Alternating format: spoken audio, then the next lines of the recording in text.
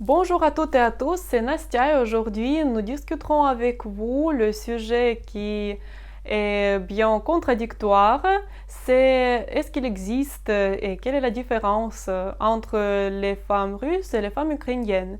Je pense que c'est demander quelle est la différence entre ces femmes qui sont peut-être pareilles ou peut-être il y a quelques trucs que nous ne savons pas dans l'apparence ou dans le caractère ou dans leur conduite qui les distingue. Alors, nous allons parler de quelques traits de mentalité, quelques traits de caractère qui distinguent les femmes russes et les femmes ukrainiennes.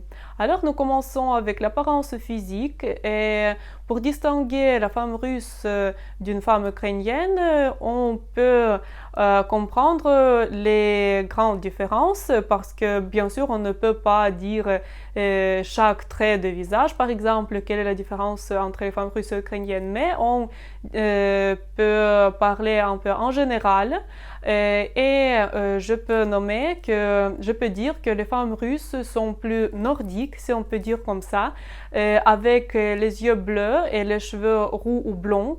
Et les traits de leur visage sont fins. Si on compare avec les femmes avec les saisons, ce qui est un peu bizarre, mais on fait toujours cela en Ukraine avec nos vêtements ou avec les traits de caractère, etc. On peut comparer les femmes russes avec l'hiver ou avec le début du printemps. Et à propos des femmes ukrainiennes, on peut dire qu'ils sont pareils aux femmes du Sud. Les traits sont plus expressifs et les couleurs sont pleines de contrastes, par exemple les cheveux noirs et les yeux verts. Et on peut comparer les femmes ukrainiennes avec l'été, avec l'août, avec la chaleur. Et si on procède avec le caractère, je dois mentionner que les femmes russes sont plus discrètes, plus patientes. Elles peuvent pardonner la plupart des choses à son homme. Elles sont plus axées vers le ménage et vers le rôle secondaire dans la famille. Leur propre bonheur est trop souvent moins important que le bonheur de leur famille en général. Ils font beaucoup de sacrifices, si on peut dire comme ça. Alors, leur mentalité est plus enracinée dans la famille. Ils sont un peu paternalistes dans ce cas-là. Elle était élevée comme étant les femmes de son homme. C'est quelque chose comme ça. Elles ne font pas des scandales, elles ne se querellent presque pas.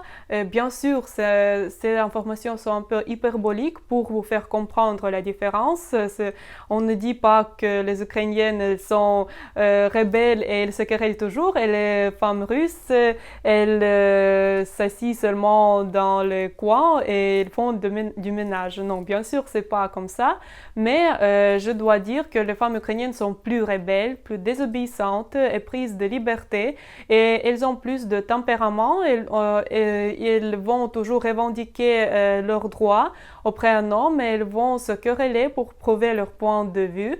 Et elles prennent le rôle de primaire très souvent de la famille parce qu'elles sont actives, parce qu'elles contrôlent la situation de finances familiales, de dépenses, de comment élever les enfants, où sortir, comment se distraire ou comment gagner de l'argent. Alors, elles prennent toujours part dans chaque situation dans la famille, et elles combinent le travail et le ménage, comme j'ai déjà discuté dans la vidéo précédente. Si vous n'avez pas vu, vous pouvez le voir parce que là-bas, j'ai discuté la question de travail et de ménage et ce que va choisir la femme russe et la femme ukrainienne.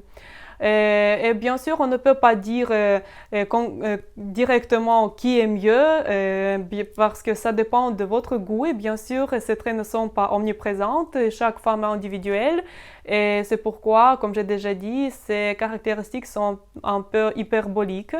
La statistique des divorces que j'ai consultée spécialement pour cette vidéo montre que c'est presque la même chose dans les situations de divorce dans les deux cas, dans les familles où la femme est russe ou la femme est ukrainienne, ce qui prouve encore une fois que ça dépend de chaque situation concrète, de chaque personne, de chaque mari et chaque femme, que de nationalité. Parce que nous pouvons seulement décrire le caractère général comme apparence ou comme quelques conduites dans les situations que j'ai décrites, dans les situations de travail, les situations de ménage, les situations de famille.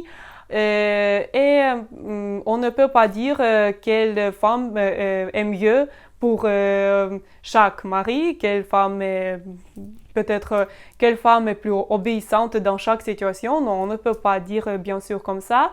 Et ce que je voulais mentionner encore, c'est que toutes les femmes, russes et ukrainiennes, sont très amicales. Elles adorent se rassembler avec leurs amis.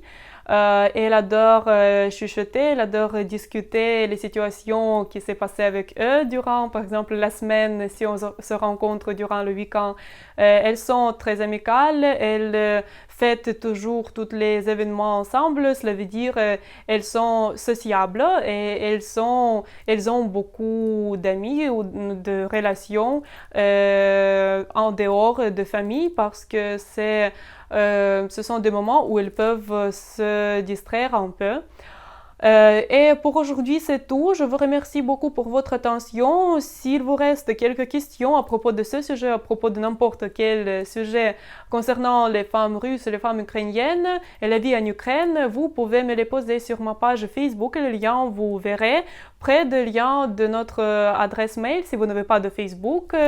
La fois suivante, nous allons discuter le sujet qui est un peu lié avec ce sujet-là, mais il va être plus élargi.